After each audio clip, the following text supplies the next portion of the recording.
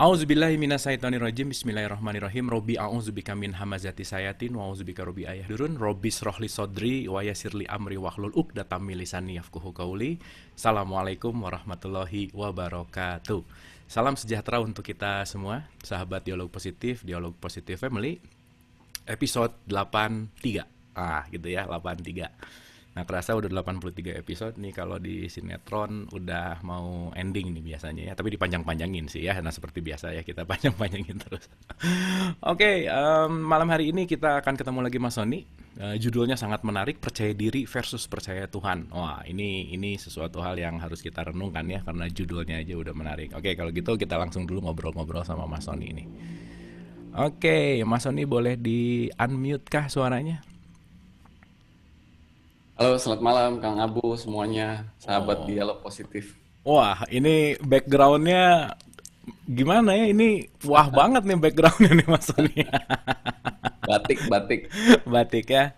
Oke Mas, hari ini kita akan bincang-bincang seperti biasa. Kita akan sama-sama membuka pikiran dan membuka hati lagi. Hari ini kita akan membahas tentang percaya diri versus percaya Tuhan. So, Mas Sony, the stage is yours. Silakan Mas Sony.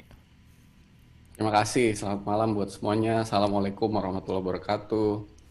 Salam sejahtera buat kita semua. Semoga semua hatinya dalam keadaan yang bahagia dan selalu merasakan kasih sayang Tuhan setiap saat. Malam hari ini udah lama saya nggak di Dialog Positif. Jadi malam hari ini kita mau diskusi tentang PD versus PT ya Kang Abu ya. Hmm, Ya, PD versus PT. Jadi ini ada latar belakangnya karena saya ngelihat tuh teman-teman saya yang tadinya itu orangnya pede gitu ya, pembawaannya baik gitu, terus kemudian sangat percaya diri, bicara percaya diri, dalam bisnis percaya diri, dalam segala hal percaya diri, begitu kena COVID kok jadi kehilangan kepercayaan diri. oh gitu ya. Dalam bisnis gila kayak udah kayak apa ya, kayak kehilangan kepercayaan diri aja gitu. Jadi kalau Oke. ditanya mau ngapain habis ini, bisnis apa, lalu mau ngapain, apa kegiatan apa, dia bilang udah I lost my confidence dengan Oke. adanya COVID ini gitu ya. Jadi self confidence-nya hilang gitu ya. Jadi apa kasihan juga. Jadi nah ini padahal kan ya orangnya jadi apa? Jadi nggak berpikir positif seperti sebelumnya. Lalu saya kepikiran, wah ini harus dibahas nih tentang ini nih, tentang apa percaya diri ini nih kan gitu. Hmm. Um, Ya, jadi itu ya apa introduction-nya gitu ya. Nah, kalau kita lihat nih kejadian yang seperti ini emang membuat banyak orang yang tadinya percaya diri jadi kehilangan percaya dirinya. Banyak orang, tapi nggak sampai minder ya, nggak sampai minder. Pintar. Oke. Minder tuh lain lagi ya. Mungkin kita bahas dulu minder sama percaya diri itu apa sih gitu kan ya. Hmm. Minder itu kan perasaan inferior kan, perasaan inferior kalau misalnya ketemu orang yang lebih superior gitu. Jadi misalnya saya ada orang minder gitu ketemu orang yang misalnya lebih pinter, dianya lebih Hmm. bodoh, lalu dia minder gitu. Lah ada orang yang misalnya lebih lebih miskin ketemu orang lebih kaya dia minder. Ada orang yang lebih misalnya di kantor paling bawah ketemu bos yang paling tinggi gitu, jalan aja nunduk gitu minder gitu kan. Jadi perasaan-perasaan minder ini karena inferiority kompleks atau perasaan inferior dia terhadap orang lain gitu misalnya kan. Hmm. Nah, uh, masalahnya orang Indonesia tuh kebanyakan minder kali. Kalau Oke. saya lihat misalnya di forum internasional gitu, kalau disuruh bicara orang Indonesia pasti diem semua. Itu Kalau minder atau humble, Mas? kalau di forum dunia gitu atau di forum yang banyak orang-orang asing gitu, kita orang yang bangsa yang dibilang tuh minder, pemalu gitu kan. Ya mungkin bangsa jajahan kayak gitu kali ya. Bangsa jajahan. Belanda. Oke.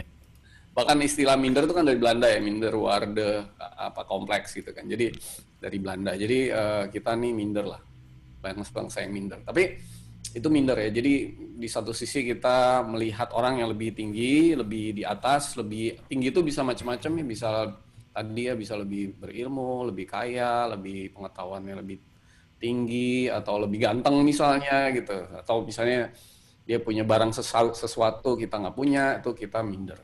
Oke. Tapi di sisi lain ada orang yang confidence, self confidence itu sikap yang superior terhadap orang yang lebih inferior gitu loh. Jadi ketika dia lebih lebih kaya, lebih berilmu, lebih apa namanya, lebih jabatannya lebih tinggi, lalu mungkin usianya lebih dewasa, lebih tua gitu ya. Hmm. Lalu fisiknya lebih baik, lebih lebih ganteng, lebih cantik gitu, dia pede gitu kan, pede. Nah, jadi di satu sisi ada yang inferior, di satu sisi ada yang superior. Cuman menariknya nih sekarang di tengah COVID begini, orang-orang yang tadinya pede itu jadinya kehilangan rasa pedenya meskipun nggak sampai minder gitu ya. Hmm. Oke. Gitu. Nah mungkin kita bahas dikit lah. Eh, Kenapa sih orang tuh bisa superior atau inferior gitu? Jadi itu kalau ya saya bukan psikolog sih ya, tapi ya kalau kita rasa-rasa gitu ya, itu karena ada sesuatu yang terasosiasi terhadap dirinya gitu. Hmm. Jadi misalnya seseorang ya tuh atau sumber dia pede lah. Misalnya tadi saya sebutkan ketika dia punya harta lebih banyak, asosiasinya dia tuh terhadap harta membuat dia tuh jadi lebih pede gitu. Atau misalnya dia punya ilmu lebih banyak, dia menganggap bahwa wah saya punya kemampuan untuk menyelesaikan masalah ini karena saya punya ilmunya gitu, jadi lebih pede. Atau misalnya dia punya pengalaman, dia confident atau percaya diri menghadapi keadaan karena dia pernah mengalami pengalaman sebelumnya. Atau misalnya dia punya jabatan, wah saya orang yang menjabat jadi dia apa namanya bisa melakukan hal-hal tertentu di dalam kekuasaannya. Jadi dia terasosiasi terhadap sesuatu.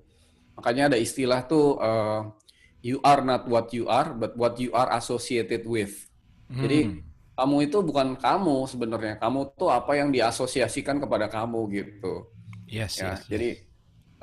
kalau saya misalnya sekolah di sekolahan yang bagus gitu. Oh ya Sony yang sekolah di sana kan, misalnya Sony anak ini kan. Nah, jadi diasosiasikan dengan asosiasi itu saya merasa wah, saya ini pede gitu kan. Nah, jadi Oke. kadang-kadang tuh kita nggak kembali ke diri kita tapi terhadap hal-hal yang diasosiasikan terhadap kita bahwa apa sekolahnya atau apanya gitu ya.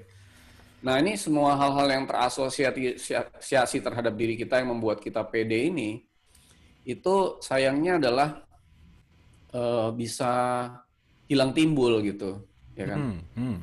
Nah, misalnya dalam kondisi COVID begini, orang-orang yang tadinya bisnisnya lagi atau lagi prospeknya lagi oke banget, tahu-tahu dihantam COVID gitu, dia langsung loss gitu, langsung hilang, lost in space gitu. Hmm. Hmm. Hilang rasa rasa rasa PD-nya itu. Kalau ditanya gimana nih menghadapi ini, wah saya udah nggak tahu lagi. Karena dia nggak punya pengalaman, semuanya juga apa namanya sesuatu yang belum pernah dihadapi sebelumnya gitu. Atau saya juga melihat orang-orang yang punya jabatan misalnya dulu yang begitu udah nggak menjabat dia langsung jadi post power syndrome. Jadi ketemu orang aja Nggak nggak pede ya. pede ya. Hmm. Hmm. Jadi waktu ada jabatan sih dia pede banget gitu. Tapi begitu nggak ada jabatan dia langsung ketemu orang minder, nggak mau ketemu orang atau kayak gitu-gitu gitu. Atau misalnya ada orang yang saya tanya kenapa sih lu beli mobil mahal kayak gitu tuh? Oh supaya gue percaya diri nih kalau ngedil sama orang. Kalau gue Hmm. nggak pakai mobil ini di meeting nanti orang ngomong apa gitu kan tentang saya gitu.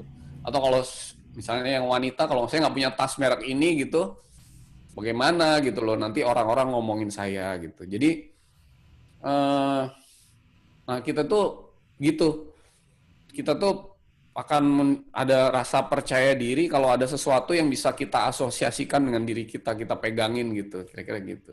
Oke. Nah, nah masalahnya adalah pertama kita tuh jadi mencari asosiasi itu dengan segala cara gitu. Jadi misalnya mencari kalau misalnya apa menghadapi orang harus ada sesuatu, harus ada tadi barang bagus atau harus ada apa supaya kita pede gitu. Nah, kalau misalnya ketemu atau dalam keadaan tertentu kita harus punya satu apa supporting system atau asosiasi itu yang membuat kita lebih pede gitu. Hmm. Nah, itu terus dikumpulin terus. Nah, sampai kalau itunya hilang atau itunya apa supporting system atau asosiasinya itu hilang atau kemudian nggak ada lagi, hilanglah semua percaya dirinya itu. Jadilah kita orang yang kalau orang PD itu kan dibilangnya orang yang positif, orang yang inisiatif, orang yang apa namanya optimis gitu. Begitu asosiasi itu hilang, hilang semuanya. Oke. Dan COVID ini memberi pelajaran yang sangat berharga bagi sikap yang dahulunya percaya diri, begitu asosiasinya hilang, hilanglah semua gitu. Hmm. Jadi dia jadi merasa kehilangan dirinya. Misalnya ada seorang yang waktu menjabat dia punya banyak teman gitu. Orang melihat dia karena jabatannya. Oke. Orang datang ke dia karena asosiasi itu, association Hmm. dari dirinya itu. Tapi begitu dia udah nggak menjabat, ya udah hilang juga itu semua dirinya itu gitu. Jadi sifatnya benar-benar sangat fragile atau sangat apa ya lemah gitu loh. Hmm. Jadi dan itu apa kebanyakan begitu. Satu lagi misalnya kalau saya tanya, misalnya kamu itu punya punya barang, misalnya tas mahal gitu. Buat siapa sih sebenarnya? Hmm. Sebenarnya bukan buat dia loh, itu buat orang lain, ya kan? Karena dia pengen diasosiasikan dengan itu supaya dia percaya diri. Jadilah dia tuh berusaha untuk menjaga itu supaya kepercayaan dirinya ada supaya dianggap orang lain kayak gitu-gitu. Jadi itu menariknya semakin asosiasi itu kita bangun, semakin kita mengejar sesuatu yang sebenarnya sangat fragile. Begitu itu hilang, udah kita udah kehilangan yang disebut percaya diri. Diri itu hilang gitu. Oke. Ya merek juga begitu ya Mas ya. Kita Merek juga begitu. enggak Nah, kita lah ya, saya gitu ya. Kok iya, kita ya? Misalnya saya apa namanya beli sesuatu yang bermerek ya jangan-jangan nyari asosiasi kekuatan di belakang merek untuk mempedekan diri gitu ya kira-kira ya. betul, betul. Hmm. Dan ini ditangkap banget sama orang bisnis kan, ditangkap Hmm. banget sama sama orang yang menjual barang gitu. Jadi apa? Akhirnya ya itu tadi jadi suatu lingkaran yang saling mendukung di mana begitu ada satu kejadian seperti ini ya tuh tiba-tiba kolaps gitu.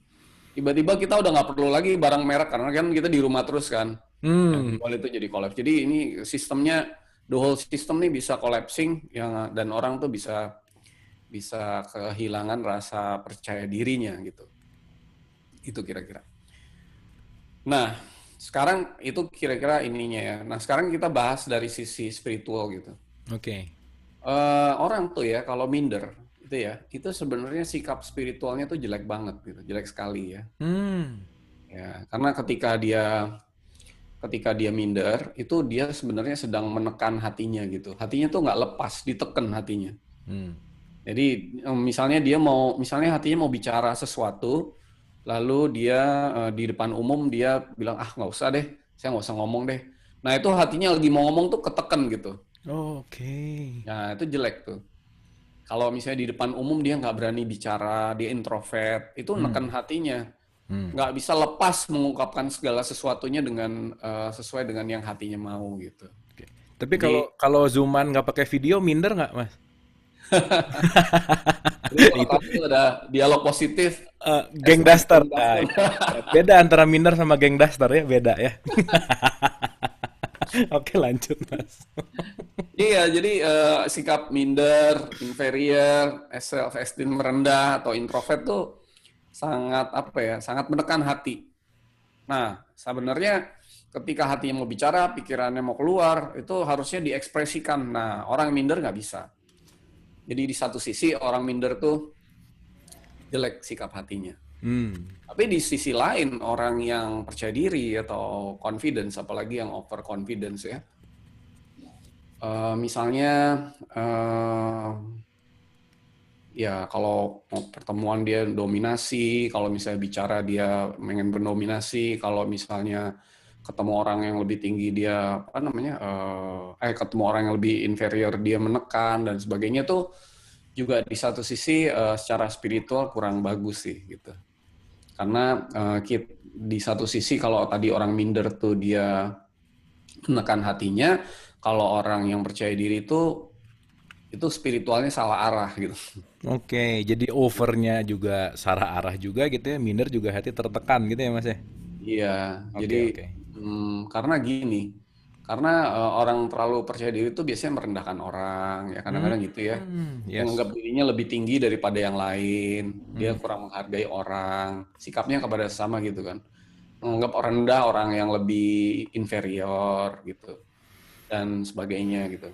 hmm, Nah, hmm. sikap percaya diri ini, confidence ini sebenarnya menjauhkan kita kepada Tuhan.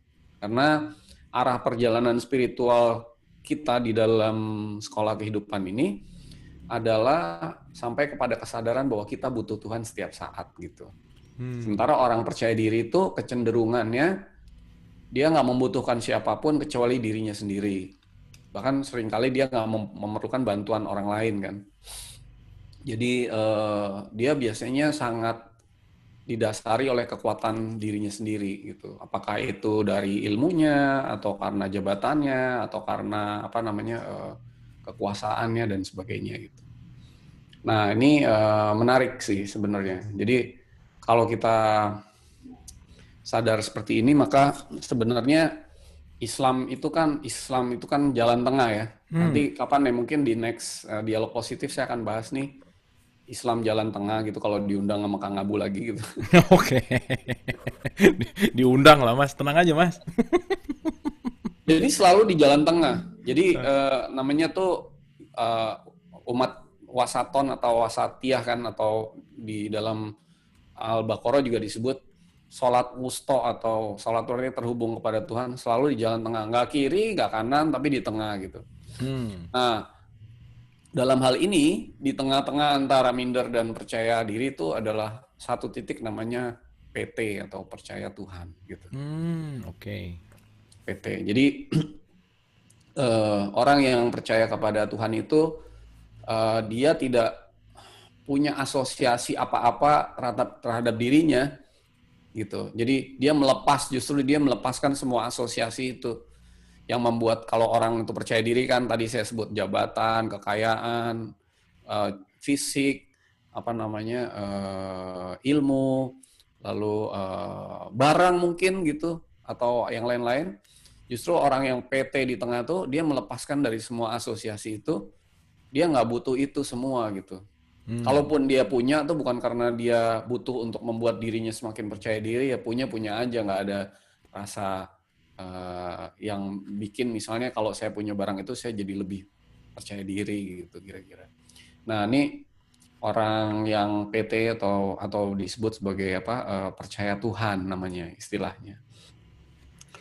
Nah hidup ini arah perjalanan spiritualnya tuh harusnya nggak semakin pede tapi semakin PT gitu. Hmm. Nah, jadi kalau kita PT itu sampai kepada kesadaran bahwa kita itu butuh Tuhan setiap saat gitu. Dalam segala hal, untuk hal apapun juga dan untuk selama-lamanya gitu. Nah, hidup tuh arahnya harusnya ke sana. Jadi segala sesuatu tuh harus dibantu oleh Tuhan melalui kasih sayangnya. Waktu kita melakukan segala sesuatu, waktu kita bicara, waktu kita tuh melakukan aktivitas dalam segala hal. Jadi tidak mengandalkan kemampuan dirinya, tetapi memasrahkan dirinya untuk dibantu seutuhnya oleh kasih sayang Tuhan, kira-kira begitu. Oke. Dan percaya bahwa apa yang Tuhan berikan itu pastilah yang terbaik dan terindah, dan Tuhan itu kan selalu bimbing kita setiap saat. Tapi ketika orang itu pede, ya Tuhan nggak bisa bantu kan ya. Hmm, Karena ya gitu. Jadi udah ngerasa bisa kali ya. rasa bisa betul. Jadi eh, orang yang PT ini dia nggak pernah minder ketemu orang, meskipun orang itu jauh lebih kaya, lebih powerful, fisiknya lebih bagus, lebih pinter, dia nggak pernah minder. Tapi juga nggak pernah apa namanya merendahkan orang-orang yang di bawah gitu. Jadi ya biasa aja gitu, nggak karena ya dia nggak perlu asosiasi gitu kira-kira. Jadi di sama orang yang lebih tinggi pun ya biasa aja. Ketemu presiden juga nggak ada rasa deg-degannya, nggak ada rasa khawatirnya gitu. Tapi Hmm, ketemu orang yang di bawah juga nggak ada rasa, wah saya lebih superior dibandingin yang lain gitu. Makanya kemarin saya pernah bahas tentang segitiga sama kaki itu kan, sama kaki namanya. Sama kaki itu artinya sisi kakinya tuh sama. Jadi kita sama orang lain tuh semua sama gitu. Nggak ada yang lebih superior, nggak ada yang lebih inferior. Jadi sikap untuk superiority atau inferiority itu dipasrahkan juga. Jadi kita nggak perlu ngerasa lebih sama orang yang mungkin di bawah atau merasa lebih inferior dibanding orang yang di atas. Kita percaya aja sama Tuhan gitu. Bahwa Tuhan itu selalu mengasihi, menyayangi kita semua, hamba-hambanya tuh sama rata, nggak ada yang lebih tinggi, nggak ada yang lebih rendah. Ada yang dapat lebih banyak, ada yang dapat lebih sedikit. Kalau kebetulan hari ini saya bicara, ya saya diberi kesempatan, besok saya yang belajar gitu. Jadi nggak ada rasa, wah eh, saya harus lebih tinggi dibanding yang lain gitu kira-kira. Nah, orang yang apa namanya PT ini juga PT percaya Tuhan, dia memasrahkan semua sifat-sifat negatifnya kan. Jadi kecenderungan untuk sombong, mementingkan diri sendiri itu juga dipasrahkan semua. Jadi ya ya udah, dia nggak ada asosiasi lagi gitu. oke. Nah, enaknya jadi orang PT itu kalau segala asosiasi yang tadi saya sebut itu kurang atau hilang dari dirinya, misalnya nih tadinya menjabat sesuatu lalu tidak menjabat lagi. Misalnya tadi punya kekayaan lalu tiba-tiba lagi COVID gini jatuh gitu. Hmm, Misalnya lagi apa namanya ada loh yang barang, misalnya karena barang. Saya juga kadang-kadang menarik juga. Ada orang tuh berteman sama orang lain karena punya barang yang sama gitu. hmm, hmm, hmm, Misalnya hmm. saya mau punya mobil VW gitu. Lalu teman saya punya mobil VW juga, kita bikin geng klub VW gitu. Lalu kita berteman. Begitu yang satu jual mobil VW-nya udah nggak berani ketemu kita lagi gitu kan lucu ya. Oh, iya. Iya, iya Jadi benar. nggak pede lagi gitu gara-gara nggak punya mobil yang sama untuk berteman lagi say hi sama kita kan gue udah jual mobilnya gitu. Jadi lucu banget sama orang-orang yang apa percaya diri untuk yang ditumbuhkan oleh suatu asosiasi terhadap sesuatu gitu. Hmm, Dan sebaliknya orang yang minder karena wah saya kan nggak pinter, saya kan nggak kaya, saya nggak ini ya.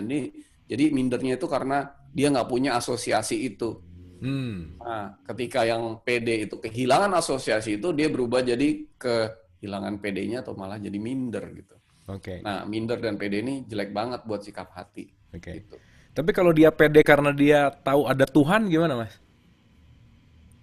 Jadi pede nih karena ini ada Tuhan nih. Nah, gitu misalnya. Gimana kira-kira? Kalau dia ada Tuhan, dia pasti nggak pede sifatnya. Pasti dia apa-apa minta memohon bantuan kepada Tuhan. Nggak. Hmm. PD itu kan kepercayaan untuk melakukan diri segala sesuatu itu kan sendiri Oke.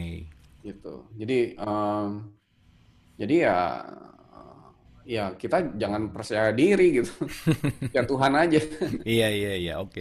Nah, ini gitu. tadi ada yang private tiba-tiba langsung tapi nyambung banget gitu. Jadi aku sambungin ya. Bener sih. Oke, good. Good.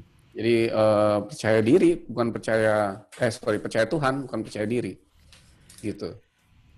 Nah menariknya nih gini, orang-orang yang pede itu ya, begitu dia sakit atau tiba-tiba dijemput kematian, langsung dia hilang rasa percaya dirinya. Hmm. Karena karena dia selama ini bisa merasa melakukan segala sesuatu sendiri, begitu mau dijemput kematian atau sakit yang parah tuh dia udah nggak punya asosiasi lagi atau supporting system lagi untuk menghadapi itu karena nggak punya pengalaman, nggak punya apa gitu kan. Jadi eh, ya nggak bisa dia menghadapi sesuatu yang dia nggak punya supporting system itu, nggak punya asosiasi itu. Karena kan kalau orang udah sakit parah kan mau ngapain kan, udah nggak bisa ngapa-ngapain lagi gitu. Jadi ini yang repotnya begitu. Jadi kalau kita punya sifat percaya diri, segala sesuatu tuh bisa kita lakukan sendiri. Ada saat-saat di mana paling nggak waktu dijemput kematian tuh hilang semua PD-nya, lalu dia bingung gitu. Dia bingung, dia nggak apa namanya, nggak bisa menghadapi itu semua.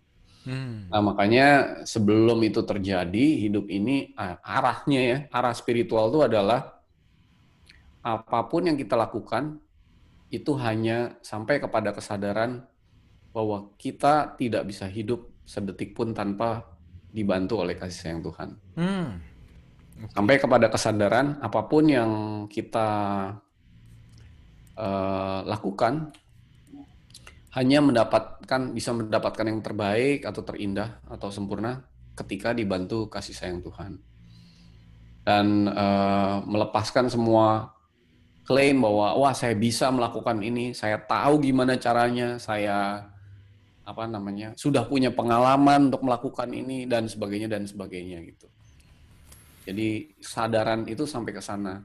Karena kan nantinya kan tujuan hidup kan kembali kepada Tuhan kan. Hmm. Kembali kepada Tuhan itu kan ya berarti kita harus mengandalkan Tuhan. Nah sekarang misalnya gini, perjalanan kembali kepada Tuhan, wah saya pede bisa menempuh perjalanan kembali kepada Tuhan. Gimana caranya? Hmm. Kan hanya Tuhan yang bisa bawa kita sampai kepadanya. Jadi kalau hidup tuh nggak belajar untuk PT atau percaya Tuhan, dan kita mengembangkan sikap yang hanya pede aja, nah itu suatu saat nanti akan menemui kesulitan ketika dia harus diperjalankan oleh Tuhan kembali kepada Tuhan gitu. Oke. Oke. Dan ya itu tadi diri ya, namanya percaya diri. Diri itu harusnya di dalam hidup ini kita lebur gitu, kita lebur agar diri itu ya menyatu dengan ya Tuhan lah, kehendak Tuhan, rencana Tuhan, lalu kasih sayang Tuhan gitu. Jadi kalau diri itu makin digedein terus dengan suatu bentuk kepercayaan, maka keterpisahan atau jarak antara kita sama Tuhan makin lama makin jauh gitu. Hmm. Bukan makin lama makin dekat, tapi makin lama makin jauh gitu. Oke. Nah, jadi satu sikap yang sangat penting, tapi kayaknya kadang-kadang dianggap sederhana ya, tapi ini penting banget, yaitu kita selalu harusnya membutuhkan Tuhan setiap saat. Jangan sampai kita tuh merasa diri kita bisa. Nah, gitu. Yes, yes, Gitu yes. Kang Abu. Oke. Oke. Poinnya. Oke, mungkin gini Mas, kita ke praktikalnya gini. Gimana supaya kita bisa selalu menyadari agar ada di PT tadi gitu, di wasaton tadi gitu, di tengah tadi. Apa sih poin yang krusial untuk kita bisa sadari? Ya gini, namanya kan percaya Tuhan ya. Percaya tuh kan ya pertama kali kita harus kenal dulu kan gitu. Hmm. Jadi kayak saya mau memasrahkan rumah saya yang saya tinggal misalnya saya mau keluar negeri sama keluarga 6 bulan gitu, kan nggak mungkin saya percayakan rumah saya kepada orang yang baru saya kenal kan. Jadi Hmm. orang baru lewat pinggir jalan saya bilang ke dia untuk jagain rumah saya kan nggak mungkin. Jadi untuk bisa percaya saya harus kenal. Untuk bisa pasrah saya harus percaya, dan untuk bisa percaya saya harus kenal Tuhan dulu kan gitu. Hmm. Nah kalau kita udah mengenal Tuhan, nah berarti baru bisa mempercayakan yang tadinya diri itu diganti menjadi percaya kepada Tuhan. Nah caranya ya itu harus dilatih terus menerus, selalu mengandalkan Tuhan. Makanya setiap apa yang kita lakukan kan Nabi Muhammad mengajarkan untuk selalu diawali dengan Bismillah. Bismillah itu kan artinya dibantu kasih sayang Tuhan. Jadi tidak melakukannya sendirian, tapi selalu dibantu dan mengandalkan kasih sayang Tuhan gitu. Gitu. Jadi harus ada kesadaran itu sih setiap saat gitu. Nah, ujung-ujungnya bukan untuk mendapat hasil yang lebih bagus, tetapi untuk memperbaiki hubungan kita dengan Tuhan gitu. Gitu. Oke. Jadi pada Ya. dasarnya ya itu tadi latihan pengulangan itu penting sekali untuk kita mengembalikan kepada kesadaran gitu ya intinya gitu. Ya, betul. Nah mungkin praktik-praktik seperti membuka hati gitu ya, praktik-praktik seperti kita apa namanya duduk hening dan seterusnya itu sangat membantu untuk ke arah situ nggak sih mas? Iya, jadi ya kan membuka hati itu kan sebenarnya hati itu kan kunci hubungan saluran dan pusat kasih sayang Tuhan yang mengalir ya kan. Lewatnya semua lewat hati. Makanya kalau kita mau percaya kepada Tuhan, ya kita harus membuka kunci hubungannya dulu agar bisa dibimbing kan, dibimbing dan selalu dibantu gitu. Jadi nanti jalurnya salurannya lewat hati. Jadi misalnya kita mau melakukan sesuatu, kita percayakan aja kepada Tuhan bagaimana kita menjalaninya, maka bimbingan itu akan turunnya lewat hati. Nah dari hati nanti baru kita tahu, oh ya saya harus begini, melakukannya begini. Nah itu informasinya akan turun dan dibantu dan bimbingnya itu cukup detail gitu. Kalau enggak itu hanya sekedar ya teori aja gitu. Jadi harus ada pengalaman merasakan dari hati itu untuk selalu dibantu. Gitu. Nah, eh, oh ya satu poin yang tadi saya belum sampaikan ya. Percaya Tuhan tuh bukan berarti kita ya udah percayaan aja sama Tuhan gitu. Kayak dialog positif ini kan Kang Abu juga harus mempersiapkan kan. Persiapkan segala sesuatu dengan baik. Lalu baru apa namanya bisa terlaksana dengan baik. Nah percaya Tuhan juga begitu, bukan berarti fatalistik gitu. Ya Iya, udah iya, kita iya. percaya sama Tuhan, ya udahlah gimana ntar aja gitu, nggak gitu. Tapi itu artinya adalah segala sesuatu yang kita lakukan itu bukan dari saya loh gitu. Tapi ini semua hanya karena dibantu kasih sayang Tuhan aja terjadi gitu. Oke. Nah jadi begitu nanti ada hasil yang bagus, kita tidak mengklaim itu karena saya tuh karena gue gitu. Tapi Hmm. semua itu hanya karena kasih sayang Tuhan yang terjadi. Kalau tanpa kasih sayang Tuhan saya nggak bisa apa-apa gitu kira-kira gitu. Nah itu kalau sikap kita terus-menerus begitu, hubungan sama Tuhan tuh makin lama makin membaik dan itu sebenarnya tujuan hidup kita gitu. Oke, dan ini juga di chat banyak sekali yang mengatakan PD itu penting dan seterusnya. Mungkin harus agak lebih didetailkan gini. Orang yang percaya Tuhan, PD-nya levelnya beda gitulah kira-kira. Dia tidak merasa ada, bukan berarti si PD-nya hilang gitu, bukan berarti nggak harus punya percaya diri gitulah kira-kira. Mungkin Mas Soni ini agak sedikit ada kaitannya dengan tidak mengapa-ngapa gitu. Boleh agak sedikit dijelasin nggak tentang itu, Mas Soni? Oh, oke, sebentar. Ini tampaknya ada. Tar, tar, tar. Sorry, sorry, sorry.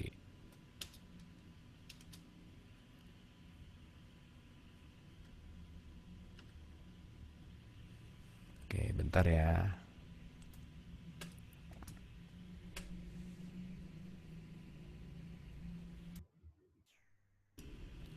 Oke, sorry Mas Soni. Tadi agak crash di sininya. Oke, sekarang dengar suara saya Mas Soni?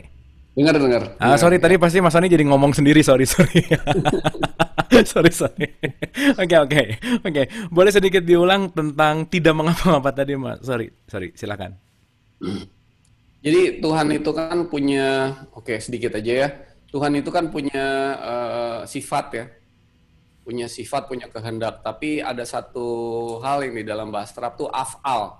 Hmm. Af'al itu artinya perbuatan gitu. Jadi misalnya ini bolpen ya, bolpen ini bisa pindah dari sini ke sini. Itu bukan karena bolpen yang bergerak, tapi karena digerakkan oleh tangan saya gitu.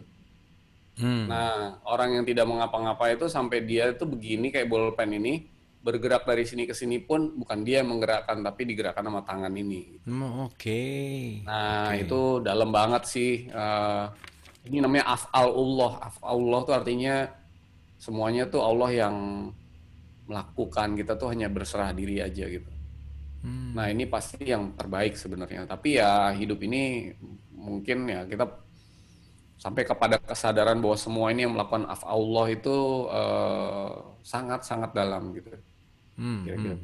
Tapi ya moving dari PD kepada PT itu udah cukup bagus.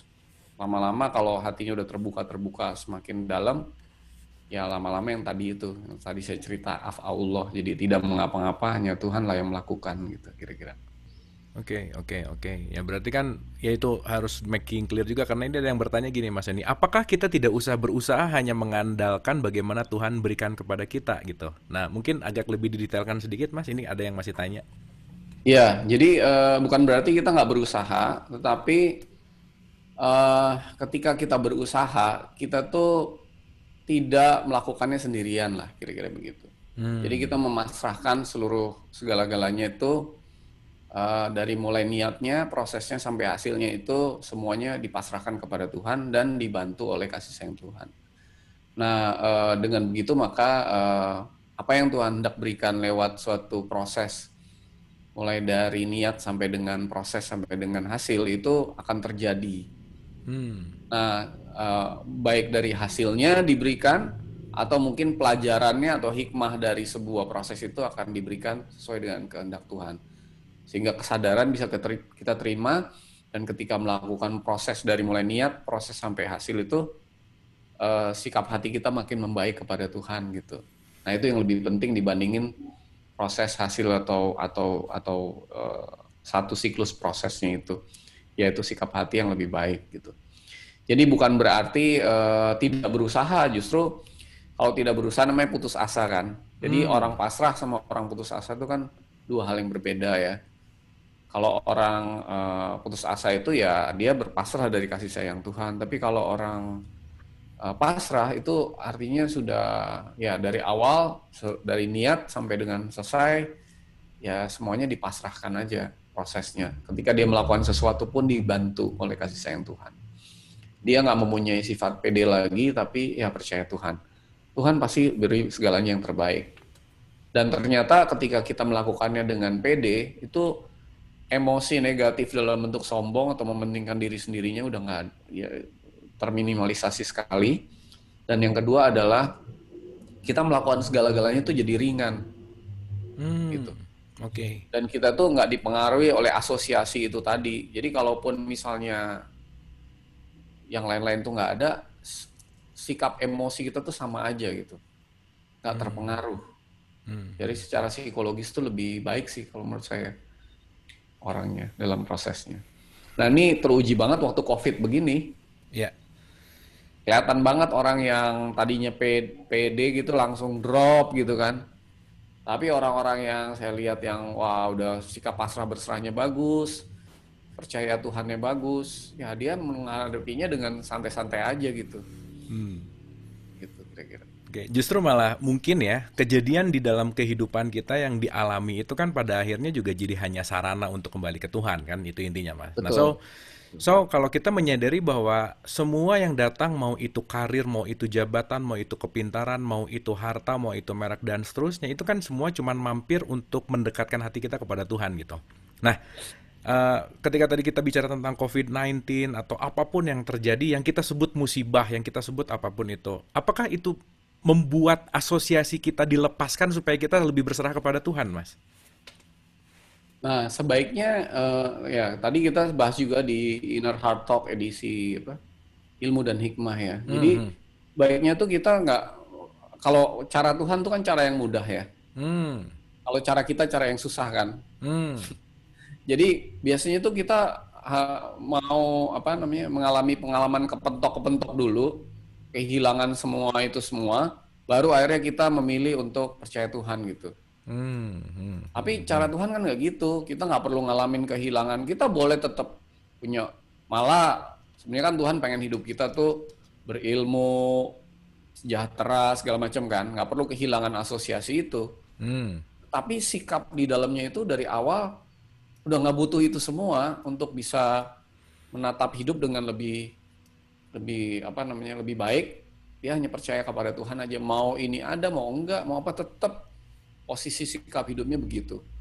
Nah Oke. itu nggak up and down juga. Jadi kalau ketemu orang yang lebih inferior dia nggak jadi mendangak begini, ketemu orang di atas nggak jadi lebih nunduk, biasa aja gitu, datar gitu. Hmm, Gitu. hmm, Jadi hmm, hmm. menghadapi apa-apa kalau kayak gitu tuh keputusannya apa-apanya tuh jadi lebih jernih gitu. Gitu. Oke, Jadi oke. itu sikap di dalam. Jadi jangan menunggu kita kepentok dulu kehilangan asosiasi baru kita percaya pada Tuhan. Iya benar.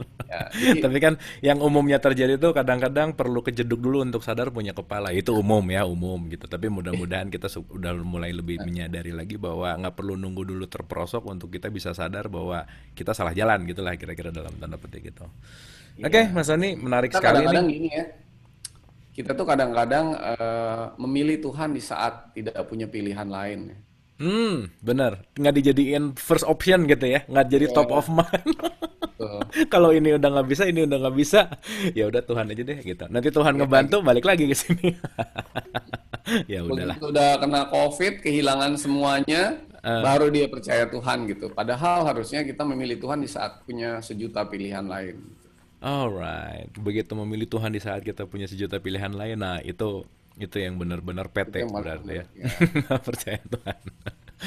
Oke, sahabat Dialog Positif, boleh tepuk tangan dulu dong buat Mbak Sony ya, seru nih ya. Ini memudahkan kita mengerti tentang asosiasi gitu karena ya balik lagi ya, kita tuh diasosiasikan dengan apa yang kita punya, nama kita, sekolahnya di mana dan seterusnya. Tanpa itu semua rasanya kita jadi telanjang gitu. Tanpa itu semua rasanya kita jadi ya itu tadi ya, nggak punya gairah lah dalam tanda petik gitu. Nah, makanya mudah-mudahan kita sadari bahwa kemelekatan terhadap asosiasi itu akan membawa kita semakin bisa menderita lah dalam tanda petik karena asosiasi itu semuanya pasti expired gitu. Oke, sepertinya kita sudah apa namanya bisa untuk langsung diskusi tanya jawab gitu. Kita akan Bentar, ya. Kang Abu. Oh Jadi ya, ini saya ada tambahan sedikit. Jadi kadang-kadang kita tuh asosiasi itu kan syarat ya. ya.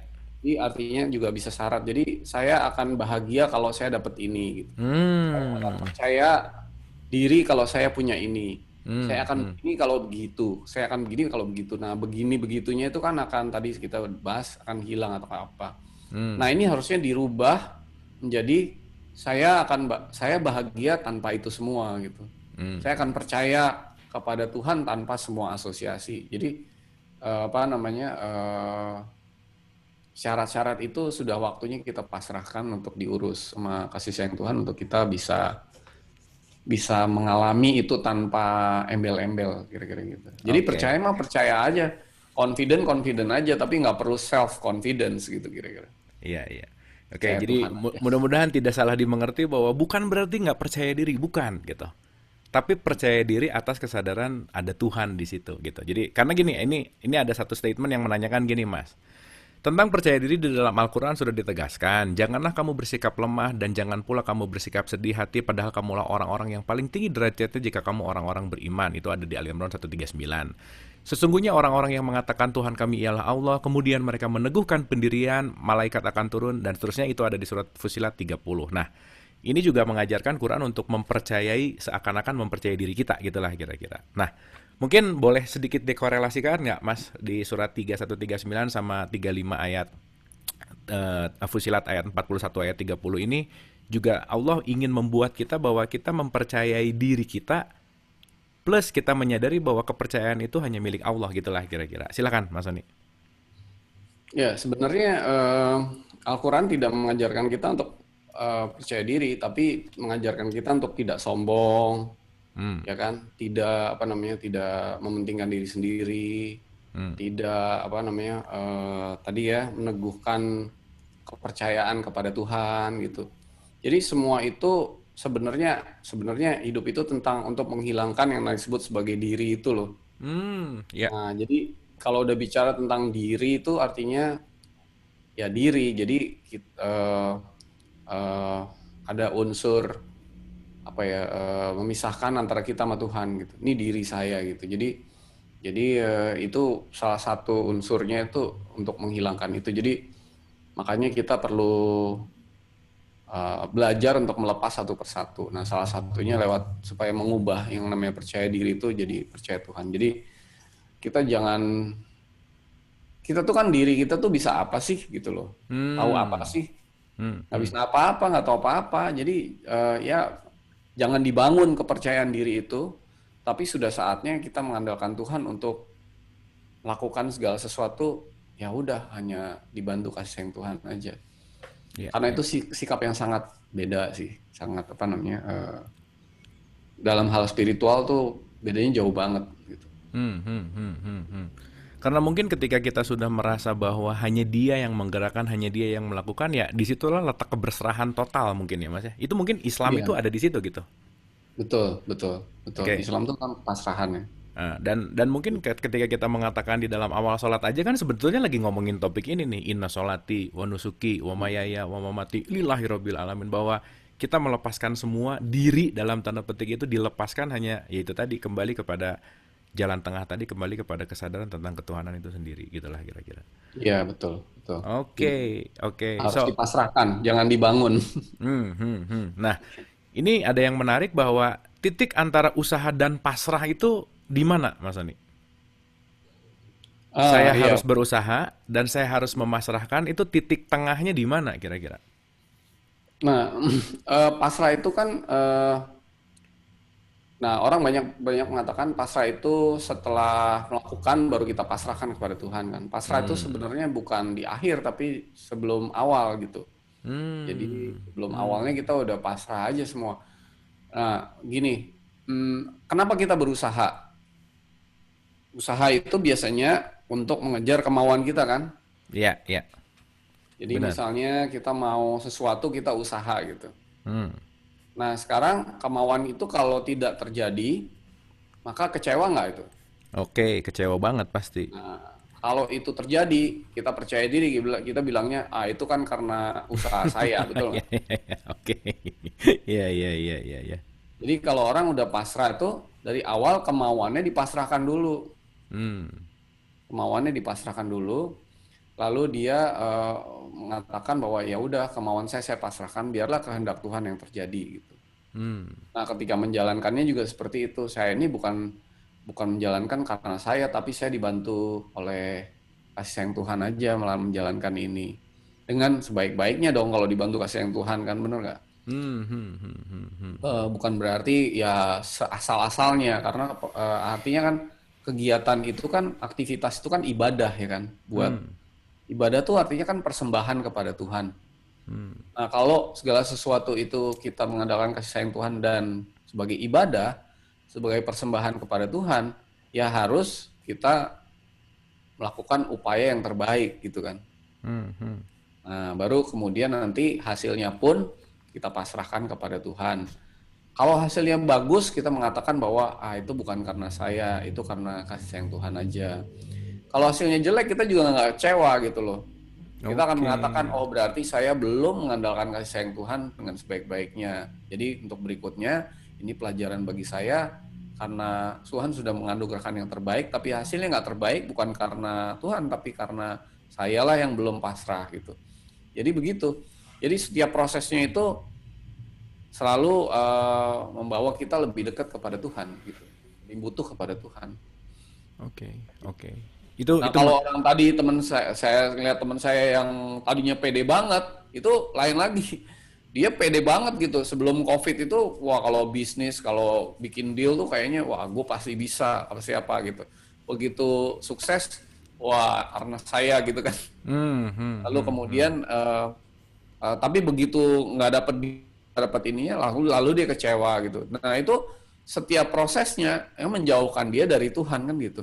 Oke. Karena begitu dia punya emosi negatif dalam bentuk sombong, akhirnya nanti kecewa karena sikap percaya dirinya itu menjauhkan diri dari Tuhan. Nah itu yang perlu kita sadari lah kira-kira gitu. Oke, nah pertanyaannya adalah, emang kita bisa melepaskan asosiasi itu gitu mas? Atau si asosiasi itu harus dipasrahkan juga? Apa gimana tuh? Kemelekatan lah, kita bicara kemelekatan. Ya, secara secara realitanya asosiasi itu kan boleh berada di samping kita, boleh kita miliki, tetapi tidak kita pergunakan untuk membuat kita semakin percaya diri misalnya. Hmm. Tidak kita pergunakan untuk membuat kita bersikap berbeda terhadap orang yang lebih inferior. Hmm. Tidak kita pergunakan untuk yang lain-lain ya. Asosiasi itu ya sekedar sarana aja, Oke.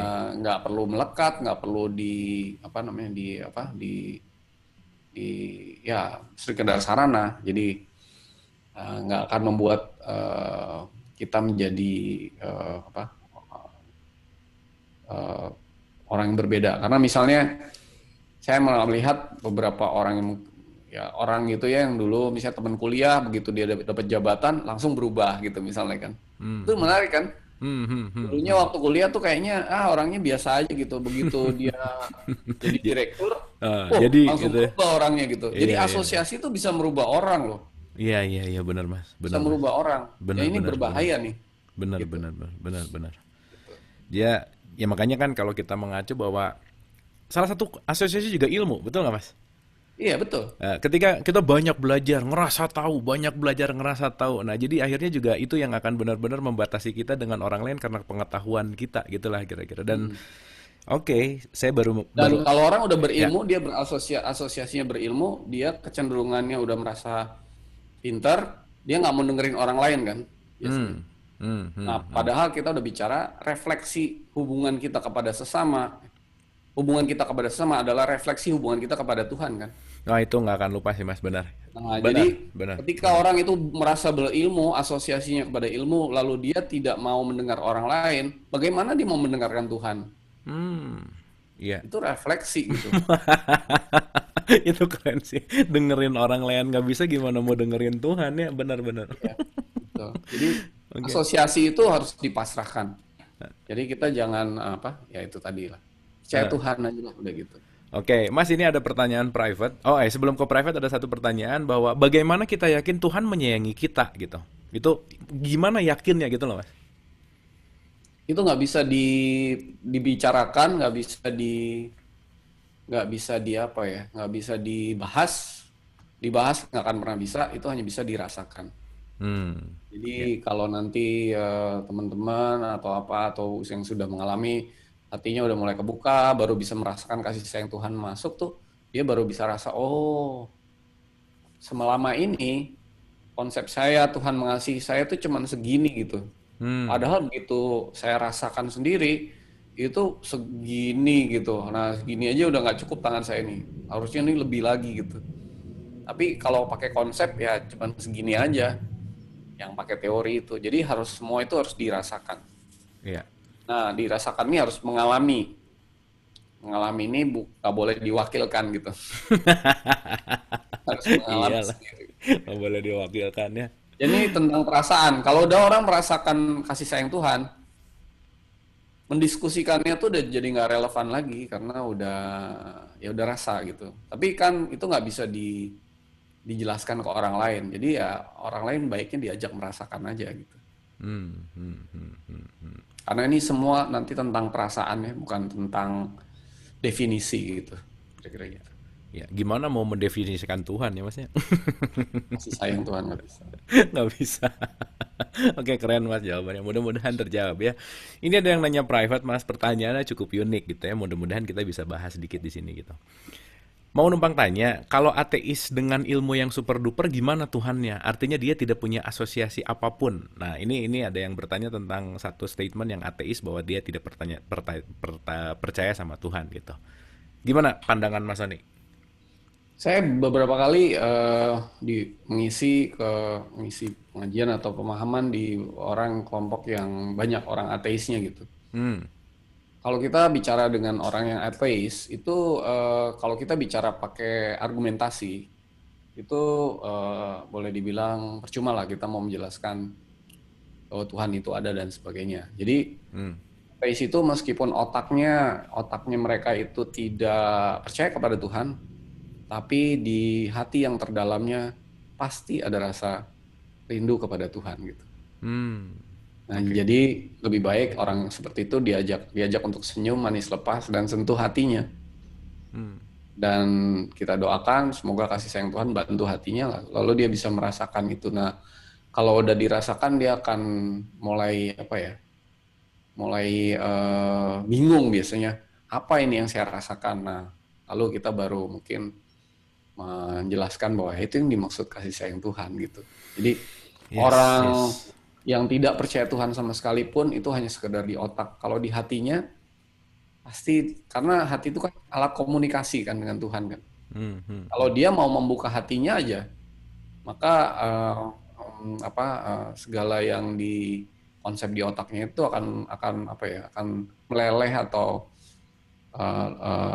ya dengan hatinya yang diliputi kasih sayang Tuhan itu gitu. Ya, ya. Dan mungkin juga nama Tuhan adalah asosiasi, betul nggak Mas? Karena ketika kita Betul. berbicara satu nama, keluar udah jadi nama, keluar jadi angka, jadi numerik, jadi huruf, itu kan sudah asosiasi gitu. Mungkin ada pandangan bahwa bisa dikatakan nama jadi Tuhan lah, atau true source lah, atau apapun itu, dan mungkin juga itu bagian dari asosiasi itu sendiri gitu Mas. Kira-kira gimana Mas Ani?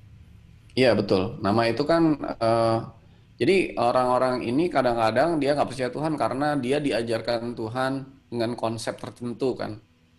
Kayak ada istilah Tuhan yang kita ciptakan sama Tuhan yang menciptakan kita gitu kan. Iya, iya, iya, iya, Jadi iya. orang itu mungkin nggak percaya dengan Tuhan yang kita ciptakan dengan cara kita ajarkan kepada dia.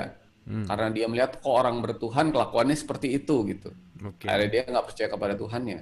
Padahal sebenarnya ketika dia merasakan sendiri betapa besarnya kasih sayang Tuhan di hatinya, dan dia bisa asal dia bersedia aja untuk sentuh hati dan merasakan itu, maka hatinya akan tersentuh gitu. Hmm, hmm, hmm. Jadi nggak ada orang yang mengaku ateis seperti apapun, tapi kalau dia bersedia untuk dibuka, maka kasih sayang Tuhan akan ini apa namanya dirasakan di hatinya.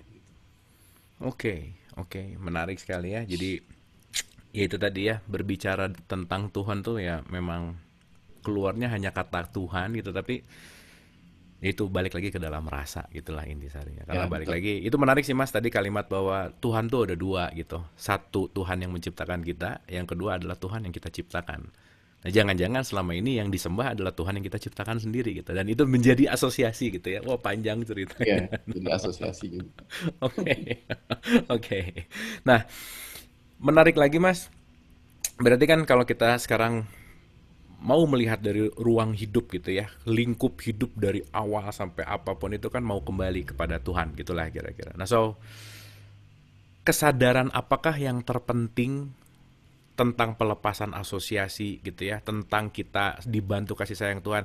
Kira-kira apa sih yang harus benar-benar kita sadari dalam hidup gitu Mas? Apa sih yang benar-benar harus kita pegang dalam hidup tuh, practical way-nya gimana kira-kira Mas Ani? Tadi kan istilah you are not what you are, but what you are associated with. Jadi kamu itu bukan kamu, tapi apa yang diasosiasikan kepada kamu. Dan kita itu butuh asosiasi itu, membangun asosiasi itu, PD karena asosiasi yang ada itu, lalu orang lain pun melihat kita dari asosiasi itu gitu. Hmm, hmm. Jadi kita semakin lama tuh semakin butuh terhadap asosiasi itu tuh. Padahal sebenarnya hidup itu tadi ya, pertanyaan Kang Abu ya, Hmm. kesadaran apa? Kesadaran bahwa kita tuh hanya butuh Tuhan dan kasih sayangnya. Lain itu enggak gitu. Oke, oke, Jadi cuman itu aja yang kita butuh sebenarnya. Yang oke. lain-lain itu apapun namanya sebenarnya kita nggak butuh itu. Hmm, hmm. Tetapi untuk bisa sampai kesadaran itu, yang lain-lain itu hanyalah sarana untuk membuat kita sampai kepada kesadaran tadi gitu. Itu Oke, aja. oke, Jadi Kak. jadi jangan pernah misalnya ngerasa sedih kalau kalau asosiasinya hilang atau memudar atau kemudian yang tadinya punya jabatan terus enggak gitu. Lalu yang tadinya misalnya pas muda ganteng lama-lama umur bertambah jadi makin tidak ganteng atau mungkin apa terus ya hidup tuh begitu kan. Karena kita nggak butuh itu semua gitu. Ya, Yang kita benar, butuh benar, tuh benar. Tuhan, Toh pasti bakal expired juga ya udah aja gitu ya. Tuhan dan iya, Oke. kita cuma butuh Tuhan dan kasih sayangnya, udah gitu aja. Wah, benar. Oh, ini bagus nih lama-lama kisut. Oke, ini ada pertanyaan menarik lagi, Mas. Apakah kasih sayang Tuhan bisa dirasakan dengan blessing in disguise gitu? Gimana kira-kira, Mas Ani? Maksudnya gimana? Ini ada blessing in disguise itu kan ada apa ya? Seperti keberkahan yang tersamarkan lah gitu. Ada sesuatu yang mungkin eh, boleh jadi kita melihat ini sebagai satu penyakit gitu misalkan. Tapi mungkin di belakang penyakit itu ada keberkahan atau paradoks lah, Mas. Paradoks dalam dalam blessing gitu. Nah, itu kasih sayang Tuhan itu ada di situ juga nggak kira-kira? Ya, sebenarnya kan semua itu pesan kan. Hidup tuh pelajaran. Dan semua peristiwa itu pesan buat kita untuk kita ambil hikmahnya. Dan ketika kita bisa apa namanya membaca pesan itu dengan dibantu kasih sayang Tuhan dan di pihak Tuhan, sebenarnya setiap peristiwa itu hanyalah sarana untuk mendekatkan kita kepada Tuhan. Jadi Hmm, itu aja sebenarnya. Ya, kalau segala sarana itu sifatnya sementara, bisa naik, bisa turun, bisa hilang. ya. Tetapi tadi bahwa kesadaran, kemudian hubungan, kemudian sikap, itulah yang abadi gitu loh kepada Tuhan Hmm, ya. Itulah yang abadi. Nah, jadi jangan khawatir lah kalau misalnya semua itu berubah atau menghilang atau memudar, dan jangan kemudian jadi merubah sikap hati kita. Misalnya yang tadinya bahagia karena asosiasi hilang jadi nggak bahagia, jadi tertekan, jadi stres, jadi apa? Karena bukan itu yang kita butuhkan gitu sebenarnya. iya. Kita butuhkan hanya Tuhan dan kasih sayangnya. Udah itu Wah, aja. emang itu sih, emang itu kunci pasif Mas Ani. Itu udah nggak bisa kemana-mana sih. Cuman yang menarik dari pertanyaan tadi tentang blessing in disguise itu adalah kita kadang-kadang melihat dengan ukuran kita yang sempit gitu. Bahwa Ya, manusia tuh selalu dalam tanda petik ya, secara populer itu selalu memversuskan dalam tanda petik segala sesuatu tuh kebalikan gitu. Misalkan sakit lawannya sehat gitu ya, kaya lawannya miskin misalkan seperti itu, dan itu sudah menjadi, nah balik lagi ya, asosiasi dalam pikiran gitu. Tapi kita lupa bahwa sakit itu bagian dari sehat pun sebaliknya gitu. Maka ketika kita menyadari di PT tadi sudah tidak ada perbedaan antara sakit dan sehat, sudah tidak ada perbedaan antara lucky dan unlucky, karena kita sadar bahwa semuanya dihadirkan karena itu bagian dari skenario-nya Tuhan untuk kita. Itulah kira-kira. Kira-kira gitu nggak betul. Mas Ani? Betul. Jadi kalau kita sakit, kita percaya kepada Tuhan bahwa sakit ini hanyalah sarana untuk kita supaya dekat kepada Tuhan. Kalau Hmm. kita sehat, sehat ini sarana juga. Jadi ya udah percaya aja sama Tuhan. Apapun yang diberikan itulah yang terbaik. Tetapi di dalam melangkah kita perlu bertanya, kita perlu dibimbing, kita perlu dibantu, kita perlu pokoknya mengandalkan aja kasih sayang Tuhan itu. Jadi supaya kita tuh melangkahnya nggak salah, terus melakukannya nggak salah. Jadi ketika segala sesuatu itu terjadi nggak yang terbaik, nah berarti itu introspeksi lagi. Berarti kita kurang kurang mengandalkan gitu. Jadi lihatlah dari perspektif itulah gitu, bukan dari perspektif ya kita yang sempit itu gitu. Iya, iya, iya. Ya Betul. gitu, kira-kira begitu. Ada kesadaran sang sutradara dan ada kesadaran aktornya gitu. Karena ya itu tadi ya, begitu kita meluaskan kesadaran sutradara ya, kita lihat segala sesuatu tuh ya hanya realitas gitu ya, tanpa penilaian. Dan penilaian itu datang dari penilaian itu datang dari asosiasi kita. Oke. Iya. Apakah semua orang bisa merasakan kasih sayang Tuhan atau hanya yang dapat hidayah saja? Gimana nih, Mas Soni? Hidayah itu kan artinya hadiah, ya kan? Hmm, Hadiah, hadiah itu artinya semua itu adalah pemberian, ya kan? yes. Nah, jadi sebenarnya pertanyaan pertama, ada nggak sih orang yang nggak diberi gitu? Hmm, hmm, Nah, gini aja pertanyaannya. Apakah Tuhan itu maha pengasih? hmm, Kalau maha pengasih itu ada nggak yang nggak dikasih gitu? hmm, Nggak ada kan? Nah, apakah Tuhan itu maha penyayang? Yang maha penyayang. Apakah Tuhan itu selalu mau bantu kita? hmm. Pertanyaannya apa? Jawabannya, nah, jawab aja pakai hati. Kapan? Kapan Tuhan mau bantu kita? Iya benar Mas. Ah, Lalu pertanyaan lagi, apakah Tuhan selalu memberikan yang terbaik dan terindah? hmm, Pertanyaan kan. Lalu pertanyaan lagi, mengapa yang terbaik atau terindah itu belum kita terima? Nah, jadi apakah kita perlu meminta untuk diberi hadiah itu? Nah, itu pertanyaan. Jadi pertanyaan banyak kan. Eh, jadi kalau belum diberi yang terbaik, itu salah Tuhan apa salah kita? Udah diberi atau belum? Nah, itu dia. Jadi semua itu salahnya itu di sini gitu. Bukan belum diberi. Jadi nggak ada orang yang nggak diberi hidayah tuh nggak ada. Nggak ada yang nggak diberi petunjuk tuh nggak ada. Semua dikasih. Masalahnya kita tuh terlalu sibuk sama ya sibuk sama macam-macam termasuk sama diri kita sendiri gitu. Jadi kita nggak dapet itu gitu. Oke, mungkin ini bisa ada statement Mayasya di dalam Quran, Mas Sony. Mungkin ada kaitannya ke situ dan kita udah bahas gitu. Mungkin sedikit aja Mas, karena kan kalau mau detail bisa nonton di channel di episode sebelumnya. Nah, kalimat Mayasya gitu ya, kalimat yang dikehendaki itu apa sih sebenarnya maknanya, Mas? Nah, dikehendaki itu mayyasya itu kan artinya dikehendaki. Artinya tuh ada mayasya, ada mayusya. Mayasya tuh artinya sebenarnya lebih ke menghendaki. Kalau mayusya itu dikehendaki. Jadi satu pasif, yang satu aktif gitu. Nah, artinya gini, sebenarnya semua orang tuh dikehendaki, ya kan? Semua orang dikehendaki, tetapi tergantung dari kebersediaan orang itu untuk mendapatkan kehendak Tuhan atau enggak. Jadi nggak ada orang yang nggak dikehendaki, semuanya dikehendaki. Tetapi kalau dia nggak mau menerima kehendak Tuhan, maka dia tidak dipaksa, kira-kira begitu. Jadi ada dua belah pihak.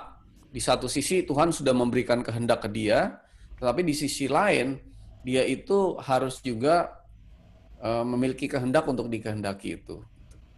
Nah, dikehendaki ini menarik karena dikehendaki ini bukan berarti saya mau mendapatkan kehendak Tuhan. Kalau udah ada maunya, ada keinginannya, justru itu membatasi kehendak Tuhan.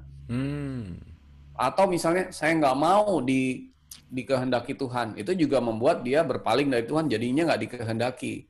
Jadi adanya mau itu membatasi, nggak mau juga membatasi. Makanya tadi Islam tuh jalan tengah. Jalan tengah tuh artinya ya mau tapi bersedia itu, bersedia. Jadi dia tahu kehendak Tuhan dan dia bilang kepada Tuhan, iya Tuhan, bersedia menerima segala kehendak-Mu tanpa ada kemauan saya sendiri gitu. Kira-kira gitu.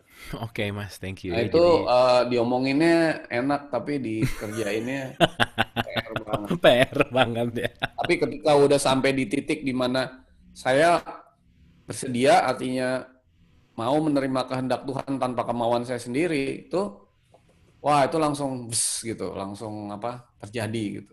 Yes. Emang kuncinya semua di jalan tengah sih. Ya. Oke. Nah, ini langsung ada penanya langsung nih. Silakan, Bu Intan. Wah, kalau Bu Intan nanya, aku udah siap-siap diem. Selamat malam. Assalamualaikum Mas Sony. Waalaikumsalam Mbak Intan. Belum apa-apa, saya udah ketawa aja dari tadi nih. Saya ada 2 pertanyaan Mas Sony. Pertama itu... Sorry Mbak Intan. Ya. Dulu kalau saya nonton TV tuh nonton Mbak Intan karena nggak ada TV lain. Ledek ya. Dulu tuh kapan Mas Sony? Setelah kamu lahir, kamu masih umur berapa gitu deh, Abu? Oh, 89. 89. Unyil, masih nonton Unyil nggak? Iya, masih nonton Unyil ya. Oh ya. Oke. Oke. Jadi saya ada 2 pertanyaan nih, Mas Sony. Pertama, Indonesia, negara kita tercinta ini kan terbentuk dari satu budaya ya. Di mana budayanya dari awal saya udah belajar itu feudalism. Feudal, ya kan? Ya, oke. Kita punya ada atasan, ada bawahan gitu ya. Jadi kalau orang udah jadi direktur, kalau ketemu satpam, kalau dibilang selamat pagi nggak boleh nyaut, cuman gitu kan. Itu baru keren tuh. Kalau masih nyaut dia belum merasa jadi bos. Kan gitu ya. Dan itu banyak sekali teman-teman saya atau siapa yang seperti itu ya. Mungkin saya juga begitu, saya nggak tahu. Tapi karena kita memang sudah terbiasa. Nah itu agak susah ya untuk kita ini untuk merubah kebiasaan. Sedangkan kalau saya bandingkan analogi dengan di luar, kita sama orang tuh agak sama kan, sama tukang sapu, good morning sir, kita selalu bilang gitu kan. Kalau di sini tukang sapu udah aja gitu, tapi sekarang anak zaman sekarang udah mulai nih, selamat pagi Pak, gitu kan. Mungkin mereka udah berkesadaran. Nah itu pertanyaan saya, gimana ya untuk lebih mendidik di bidang itu. Itu yang pertama. Yang kedua, kita nih sudah bersyukur, kita sudah surrender. Islam dalam arti sifatnya itu surrender. Dan terus kita mesti gimana ya? Kalau kita tetap berdoa, bagaimana cara yang baik untuk berdoa kepada Tuhan? Seolah-olah kita nggak minta, nggak sombong, tapi ya minta gitu loh. Terima kasih. Oke, ini pertanyaan keduanya keren sih. Sebenarnya ini ngarep gitu Bu, ya ngarep.com. Oke, thank you Bu Intan. Aduh Bu Intan, pertanyaannya memang selalu membuat suasana jadi hidup ya, luar biasa. Oke, Mas Soni boleh direspon silahkan. Ya, terima kasih. Emang begitu ya, tadi saya udah sampein orang Indonesia tuh tipikalnya kayak gitu. Di satu sisi ya tadi malu lah apa. Kalau lihat orang India malah kebalikannya ya, dia di mana-mana selalu ngomong selalu apa gitu, outspoken gitu orangnya. Nah, ini kan values yang dibuat udah ratusan tahun gitu. Artinya memang kita diajarinnya begitu. Dalam pendidikan anak-anak yang sekarang mungkin udah mulai berubah. Tapi kalau lihat orang teman ini masih sekarang ini begitu dia menjabat sesuatu kok bisa berubah sikapnya gitu. Nah, tadi saya sampaikan basicnya adalah sikap kita kepada sesama adalah refleksi sikap kita kepada Tuhan. Jadi begitu kita baru dapat jabatan misalnya jadi direktur aja, sikap kita berubah kepada tukang sapu, ya itulah sikap kita kepada Tuhan gitu loh.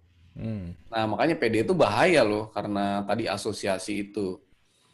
Nah, lalu kedua yang sebenarnya ini jawabannya sama nih, dua-duanya nih adalah merubah kebiasaan ya judulnya. Jadi merubah kebiasaan yang tadi feodalisme di pertanyaan pertama, yang kedua adalah merubah kebiasaan dalam berdoa.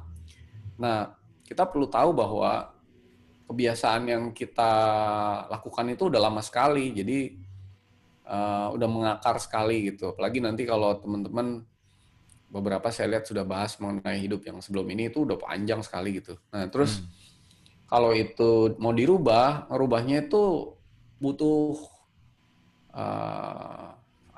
waktu dan effort yang luar biasa gitu. Susah sekali ngerubah itu. Nah, tetapi kalau kita mau membuka hati dan kemudian membiarkan kasih sayang Tuhan merubah sikap kayak dalam berdoa, sikap kepada sesama, apapun yang kurang bagus di dalam diri kita, hati kita itu, maka itu bisa terjadi dengan sangat mudah gitu.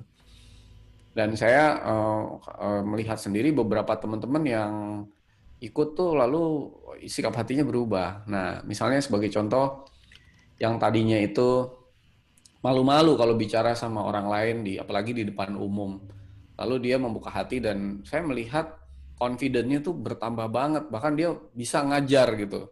Ngajar, membuka hati atau ngajar yang lain depan umum, bicaranya udah beda banget gitu. Jadi hanya Tuhanlah yang bisa merubah seseorang, itu kuncinya sih. Orang lain nggak bisa, dirinya pun nggak bisa. Tapi Tuhan bisa, kalau kita bersedia untuk dirubah. Nah, awal perubahannya itu adalah dirubahnya dari hati. Karakter itu adalah sesuatu yang tersimpan di hati. Jadi karakter buruk atau emosi negatif itu semua tersimpan di hati. Hanya Tuhan yang bisa membersihkan, mengangkat, membongkar semua itu agar bisa dianugerahkan karakter-karakter atau sifat atau sikap yang terbaik. Dan itu proses itu butuh proses, nggak sekaligus, tapi bisa sangat signifikan dan sangat cepat. Gitu. Jadi kalau kita mau ada orang-orang yang berubah karakter atau sikapnya, ya ajaklah untuk ke Tuhan, untuk biar kasih sayang Tuhan yang membantu untuk membuka hatinya, kira-kira begitu. Dan dari situ awal untuk merubah segala-galanya. Oke. Karena tadi saya bilang bahwa sikap kepada sesama adalah refleksi sikap kepada Tuhan, maka kalau Tuhan ingin sikap seseorang yang udah terbuka hatinya itu dibenerin, dibersihin segala macam agar sikapnya kepada Tuhan berubah, maka sifat sikap kepada sesama juga langsung berubah gitu. Itu nggak bisa dipisahkan gitu. Yes. Gitu sih. Oke, terima kasih Bu Intan. Mudah-mudahan bisa ada sparkling gitu ya. Ya maksudnya balik lagi ya, jawaban itu ada di dalam gitu sebetulnya. Tapi Nah, poinnya, kayak misalnya gini Kang Abu, maaf ya, hmm, orang yang minder, takut gitu kepada orang lain, itu refleksi sikapnya kepada Tuhan juga takut loh. yes, yes, yes. Ya gitu, jadi itu refleksi gitu. Hmm. Nah itu akan dirubah kalau kalau kalau dia mau berubah, membuka hatinya itu akan dirubah. Gitu. Oke. Oke, Mas Sony, luar biasa malam ini. Boleh tepuk tangan dulu buat Mas Sony, Ibu dan Bapak, seru ya. Simple tapi dalam, mudah diucapkan tapi memang ya begitu ya, spiritual tuh bukan untuk diucap-ucapkan tapi bagaimana dilakukan, dialami dan menjadi satu experience yang jadi tanpa kata-kata lagi gitu. Nah, so Mas Sony, final statement untuk episode 83, silakan. Iya, jadi ini namanya jalan tengah. Jadi di sisi ekstrim kirinya tuh ada orang yang minder, tidak percaya diri melakukan segala sesuatu, bersifat inferior, bersifat introvert, ya kayak gitu. Lalu sebelah sisi kanan tuh ada orang yang sangat percaya diri, overconfidence, melakukan segala sesuatu itu merasa dirinya bisa karena ilmu, karena pengalaman, karena usia, karena kondisi fisik, karena segala-galanya, sehingga dia sampai kepada suatu sikap dia nggak membutuhkan siapa-siapa, dia nggak butuh orang lain, dan juga nggak butuh Tuhan. Nah, dua ekstrim ini dua-duanya sangat jelek. Yang di satu sisi ini menekan hati, di satu sisi juga kita itu diajarkan sama Tuhan untuk selalu di jalan tengah. Nah, mungkin berikutnya saya akan bahas mengenai jalan tengah ini. Jalan tengah ini bukan minder, bukan percaya diri terlalu atau berlebihan, tapi percaya kepada Tuhan. Nah, percaya kepada Tuhan ini artinya melakukan segala sesuatu yang terbaik dengan dibantu kasih sayang Tuhan dan mempunyai sikap yang itu tadi nggak superior, nggak inferior gitu. Nah, orang yang bersikap inferior kepada sesama itu refleksi sikap inferior juga kepada Tuhan. Dia takut kepada Tuhan. Nah, kalau seseorang itu takut kepada Tuhan, bagaimana dia mau dibawa oleh kasih sayang Tuhan kembali kepada Tuhan kalau dianya takut? Makanya pengajaran agama kadang-kadang kita harus takut kepada Tuhan, itu salah ya. Yes. Kalau kita udah takut kepada Tuhan, nggak balik kita ke Tuhan tuh jadinya, ya, karena takut kan. Yes. Lalu di satu sisi dia sangat percaya diri, padahal yang bisa bawa dia kembali kepada Tuhan ya hanya Tuhan. Jadi kepercayaan dirinya itu nggak akan membawa dia kembali ke Tuhan. Dia harus percaya kepada Tuhan. Nah, untuk bisa dibawa kembali kepada Tuhan. Nah, hidup ini tentang merubah sikap. Merubah sikap. Sikap kepada sesama itu harus berubah. Nah, kemudian nanti kepada Tuhannya akan berubah. Nah, bagaimana cara merubahnya? Jangan kita yang merubahnya. Nah, kalau kita yang udah mulai berubah, percaya diri lagi. Tetapi biarlah hati kita lebih terbuka, kasih sayang Tuhan bantu kita untuk merubah semua di dalam diri kita itu, sehingga sikap kita berubah. Oke, terima kasih Mas Sony. Boleh sekali lagi tepuk tangan ya, luar biasa ya. Ada dua hari untuk merenungkan kalimat terakhir ini gitu. Nggak bisa nih langsung dicerna, dapat nggak bisa. Kita libur 2 hari abis ini dan mudah-mudahan bisa direnungkan. So pada akhirnya perjalanan spiritual itu selalu telunjuknya tuh bukan ke sana tapi ke sini. Karena kenapa? Begitu kita menyadari bahwa diriku bukan namaku, diriku bukan apa yang aku miliki sekarang, diriku bukan kepintaranku, diriku bukan semua yang terasosiasi, tapi semua lepas dari situ. Begitu kita mulai menyadari bahwa kita tidak terasosiasi dengan apapun kecuali hanya dengan Dia, disitulah puncak kesadaran akan terjadi. Terima kasih, mohon maaf lahir dan batin. Wabillahi taufiq wal hidayah. Assalamualaikum warahmatullahi wabarakatuh.